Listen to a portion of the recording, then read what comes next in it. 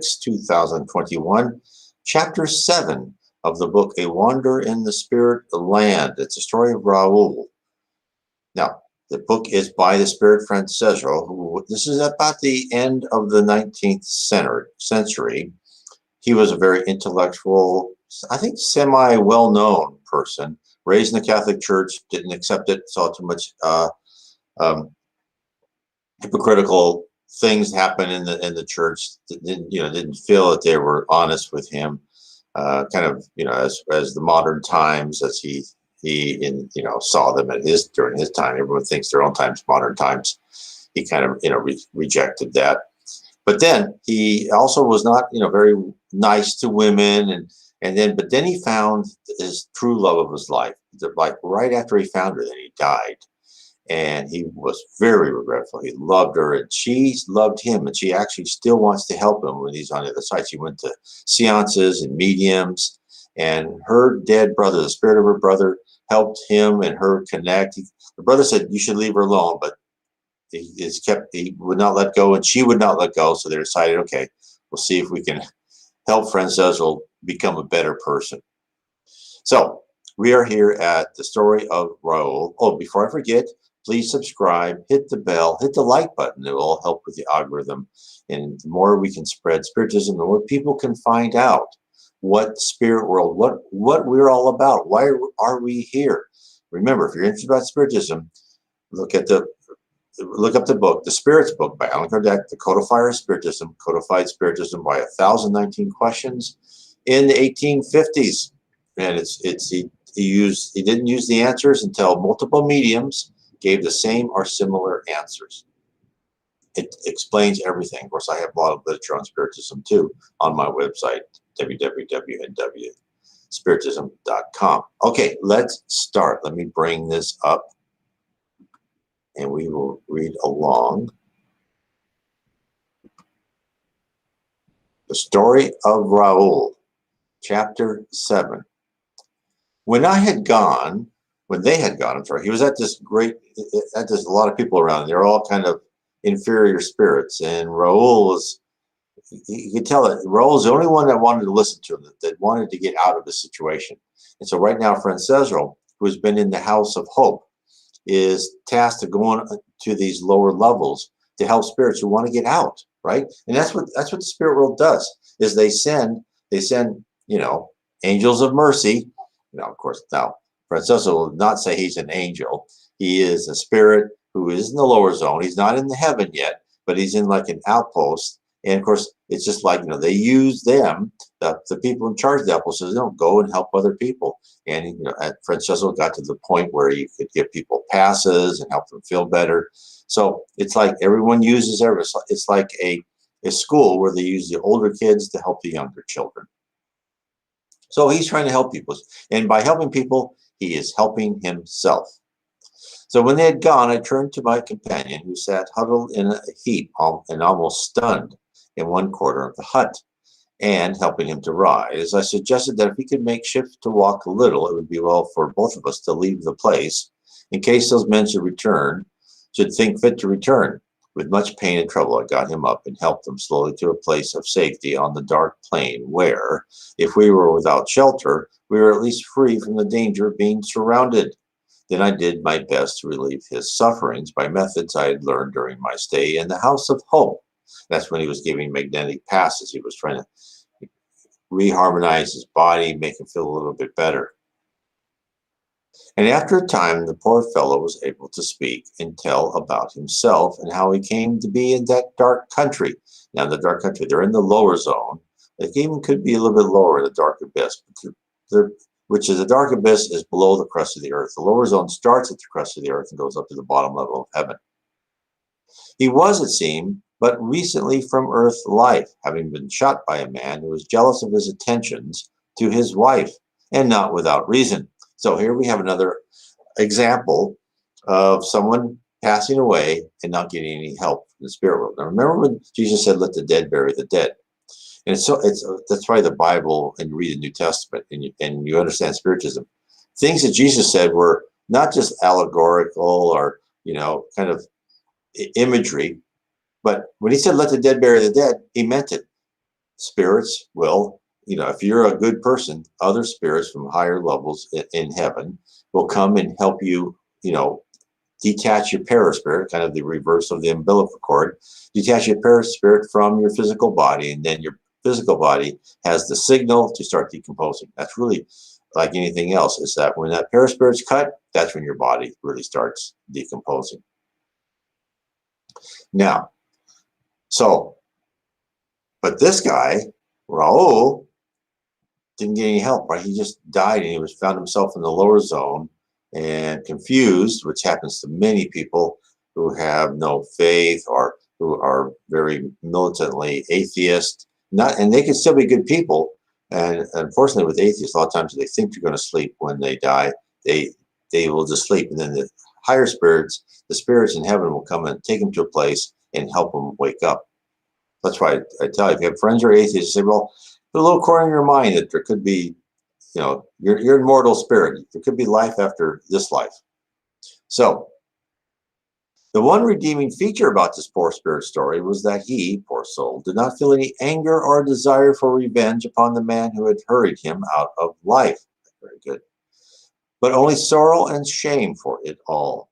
What had hurt him most and had opened his eyes to the degradation was the discovery that the woman whose love it had all been done was so callous, so selfish, so devoid of all true sense of love for either of them, that she was only occupied in thinking how it would affect herself and her social position in the world of fashion. And not one thought, save of anger and annoyance, had she given to either her unhappy husband or the victim of his jealous anger. Now, we all know people like that, men and women, who are just, really think only of themselves. Now, and let's talk about this one for a second. If she goes through life and just using men and being cruel to men, and of course the opposite will happen to men who use women, right? They may say, okay, if we're going to reincarnate you as a man in your next life, because you need to understand what men go through. The same thing with men who have treated women terribly, taken advantage of them, beat them, all the horrible things.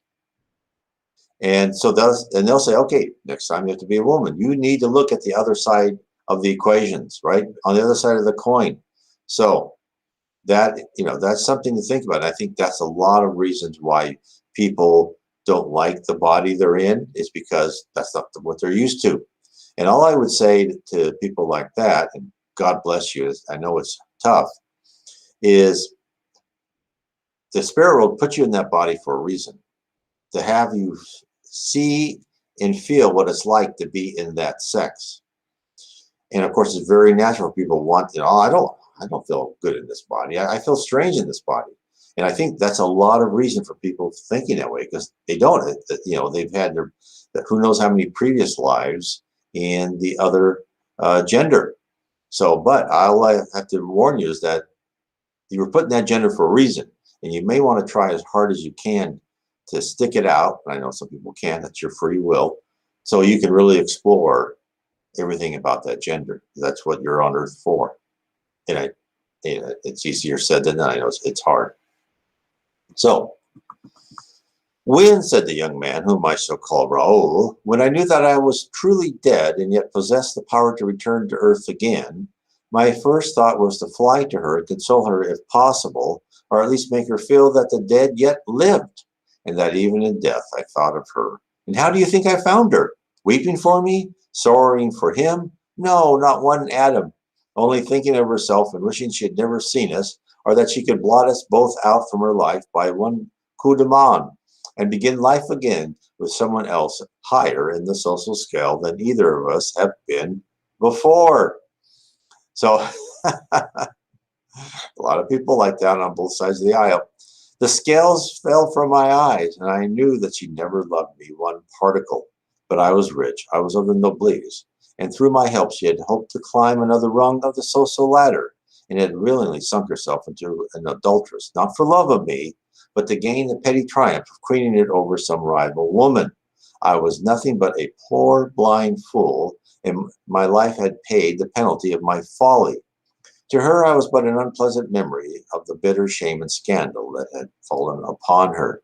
Then I fled from earth in my bitterness, anywhere, I cared not where it was. I said I would believe no more in goodness or truth of any kind, and my wild thoughts and desires drew me down to this dark spot and these degraded revelers, amongst whom I found kindred spirits of those who had been my parasites and flatterers on earth, and amongst whom I had wasted my substance and my lost soul. Well, Raoul already has good understanding. Let's talk about that woman a little bit more.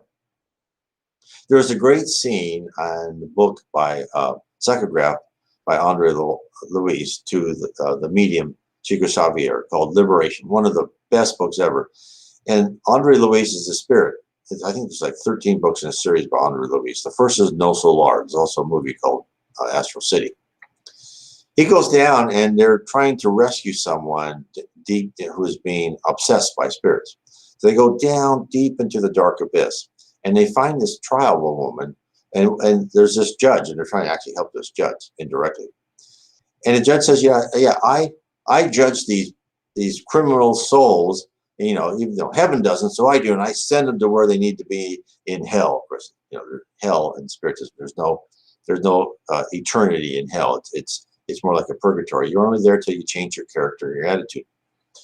And he goes, well, why are you here, woman? And of course, he kind of like his dominant personality, with the will of his mind, forced her to tell the truth. He goes, well, I can't remember exactly, but I poisoned a couple husbands, and I want drink, right? I want something to drink. And it was just, and then he said, okay, well, you are a wolf. And of course, then she started putting her face was kind of in the shape of a wolf because he was dominating her mind, and she became what she thought she was, which happens in the lower abyss. That's why these people have these visions, or they go down in the lower zone, purgatory, as they say, and they see these strange-looking creatures. That's because they're strange-looking creatures because they reflect what they are on the inside. So imagine how this woman will be when she passes over. She's passed over quite a long time from now after we wrote this. Hopefully she's much better now. Well, she'll improve over time. The spirit world will make sure she's got the right karma to understand.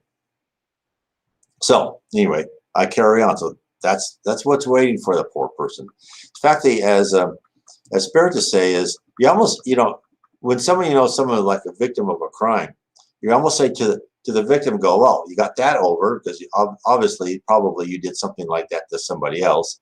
And then they actually feel more sorry for the criminal because, oh, you're going to pay for that, right? Once you start looking at the long range, the eternal trek of our being a perfect spirit and learning through each life, your attitude changes to these events in life. Okay, I'll carry on. And now, O unhappy friend, I said, would you not even now seek the path of repentance that would lead you back to brighter lands and help you regain the lost inheritance of your manhood and your higher self? Now, alas, it's too late, said Raoul. In hell, and certainly this is hell, there is no longer hope for any. No hope for any, I answered. Say not so, my friend. Those words are heard all too often from the lips of unhappy souls. Now, of course, I'd say in Spiritism, they say that the unhappy souls in the dark abyss in the lower zone think it's forever. That's kind of one of their punishments, is they think it's forever. It's not. Once you change your character and attitude, you'll be helped by someone like Franchezzo. For I can testify that even in the darkest despair, there is ever given hope. I too have known a sorrow and bitterness as deep as yours, and yet I had ever hope. For she whom I loved was the pure angel, and her hands were ever stretched out to give me love and hope, and for her sake I worked to give to others the hope given to myself. Come, let me lead you, and I will guide you to the better land. And who art thou, old friend, with the kind words and still kinder deeds, to whom in truth I might say I owed my life, but had I not learned that in this place one cannot die, one can suffer to the point of death and even all its pains, yet death comes not to any, for we have passed beyond it, and it would seem must live through an eternity of suffering. Tell me who you are and how you come to be here, speaking words of hope with such confidence. I might fancy you an angel sent down to help me, but you resemble myself too much for that. So here, this is typical belief, right? Even on earth now is, we're dead and we're here to be suffering forever, but it's not true. And also The funny thing is, a lot of people when they die, since they feel they still have a body, they can feel their face. They may even feel hungry, although they don't need to be, or they might feel pains from what they had before. If they're an alcoholic or a drug addict, they still want more alcohol. And that's why spirits kind of go and conjugate around bars and everything, so they can feel that alcohol in different people's bodies. So it's tough being a spirit that's in the lower zone or below. It's not easy. God bless them all, but they'll learn. Then I told him my history and how I was working myself upwards, even as he might do, and also spoke of the great hope I'd always had before me, that in time I should be fit to join my sweet love in a land where we should be no more parted. And she, he said, is content, you think, to wait for you? She will spend all her life lonely on earth that she may join you in heaven when you shall get there? Ah, mon ami, you deceive yourself. It is a mirage that you pursue. Unless she is either old or very plain, no woman will dream of living forever alone for your sake. She will for a time, I grant you, if she is romantic or if no one come to woo her. But unless she is an angel, she will console herself by and by, believe me. If your hopes are no more well-founded than that, I shall only feel sorry for you. Then Franchezzo says, well, I confess his words angered me somewhat. They echoed the doubts that always haunted me and were like a cold shower bath upon all the warmth of romance from which I had buoyed myself up. It was partly to satisfy my own doubts as well as his that I said with some heat. Now, before we read what he said, is if he was truly a spiritist, he would say, it's no problem. I hope she meets someone else. I hope she's happy on earth. And if we meet in heavens, God bless her. You know, that's what he should say. When someone leaves you, when a significant other leaves you, and you know, like, oh, why did they leave me? Just be happy for them. They left you for a reason, the reason you may not fathom, but it's probably mostly part of the plan that they had. And maybe they left you and you felt betrayed because you had left and betrayed someone else before. So, and even if you were in a real tough divorce, just forgive them. Try and act honorably, even though the other side does not. For if you act honorably and conform to your conscience, you will be victorious, even though every penny of yours is gone. It doesn't matter. You'll get it back. You get it back in one life or the other. So always just say, God bless you. I hope you have a good life. Don't be mad or angry. Just want the best for that person. That is how one should behave. And it's easy to do. Once you understand that this person, look at that person like an actor in a play. That person was in your life to fill a part, to stimulate you to make certain decisions and make certain free will choices and analyze your life because of that person. That person was an actor in a play, and that person came in stage right and left stage left. Just like any movie or play we see, there's a character that starts, right? And there's other characters that come in to help move that character along in their maturation. Same thing here. It's the same thing I heard. People are in your life, not because of random events. Well, sometimes yes, but is to move your character along to help you grow. And it's your choice to grow or not.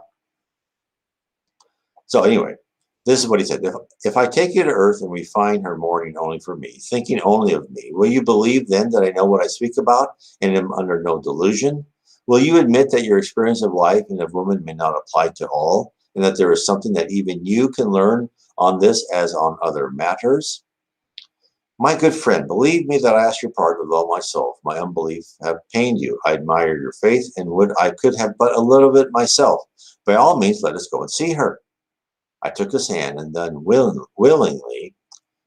intently. I mean, he was focusing his mind because he was volitating, meaning moving by speed of thought, that we should go to my beloved. We began to rise and rush through space with the speed of thought alone, till we found ourselves upon earth and standing in a room. I saw her guardian spirit watching over my beloved in the dim outline of the room and its furniture. But my friend Raoul saw nothing but the form of my darling seated in her chair, and looking like some of the saints from the brightness of her spirit and the pale soft aura of light that surrounded her, a spirit light invisible to you on earth, but seen by those on the spiritual side of life around those whose lives are good and pure, just as the dark mist surrounds those of us who are not good. Mon Dieu, cried Raoul, sinking upon his knees at her feet. It is an angel, a saint you have brought me to see, not a woman. She is not of earth at all.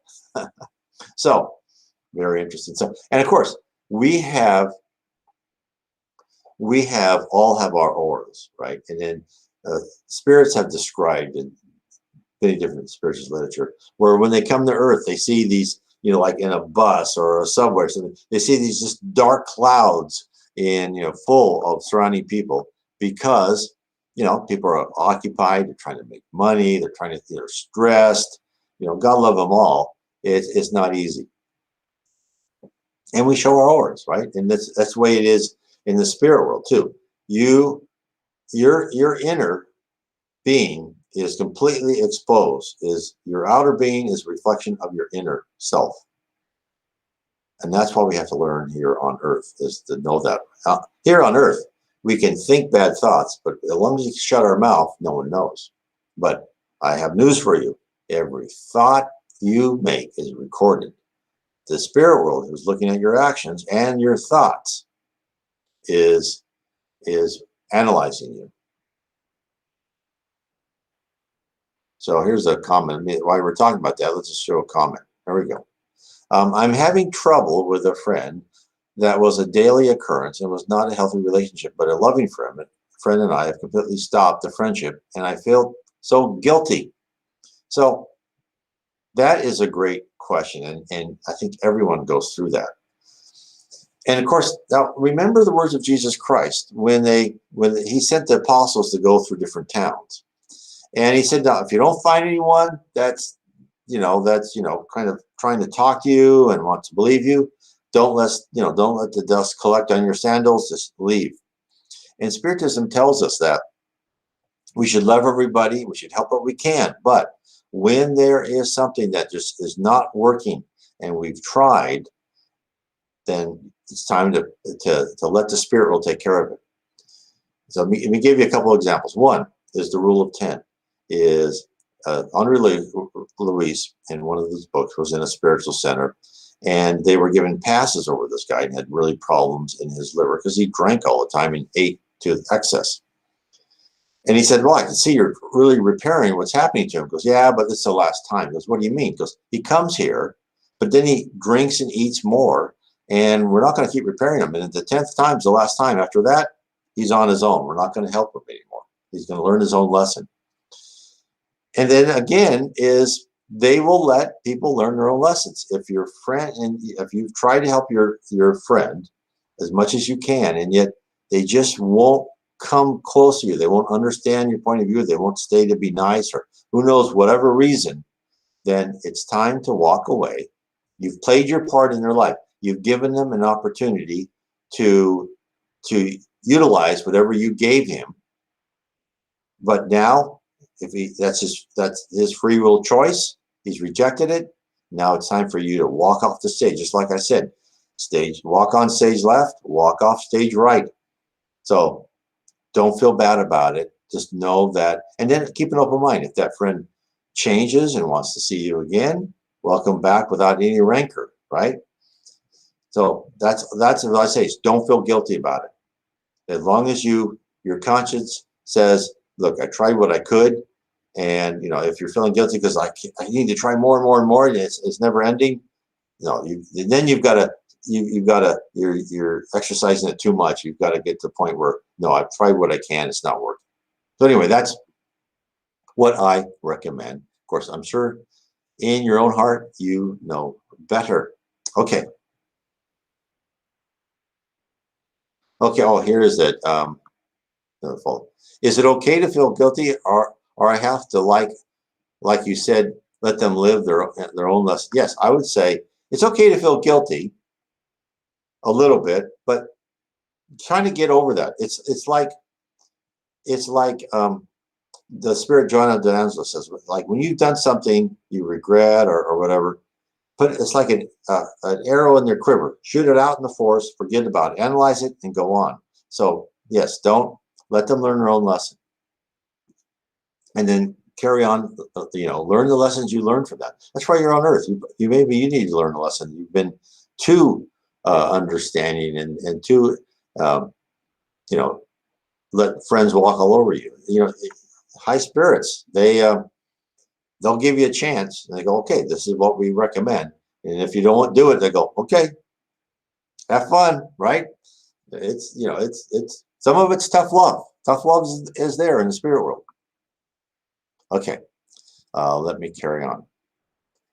Then I spoke to her by name, and she heard my voice, and her face brightened, and the sadness vanished from it. And she said softly, "My dearest, are you there? Indeed there. I was longing for you to come again.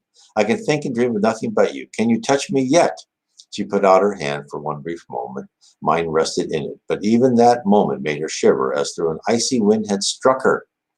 "See, my darling one, I brought an unhappy friend to ask your prayers, and I would have him to know that there are some faithful women on earth, some true love to bless us with were we but fit to enjoy it." She had not clearly heard all that I said, but her mind caught its sense, and she smiled, so radiant smile, she said, "Oh yes, I am ever faithful to you, my beloved, as you are to me, and someday we shall be so very, very happy." Then Raoul, who was still kneeling before her, held out his hands and tried to touch hers, but the invisible wall kept him away as it had done me, and he drew back, crying out to her, "If your heart is so full of love and pity, spare some to me, who am indeed unhappy and need your prayers.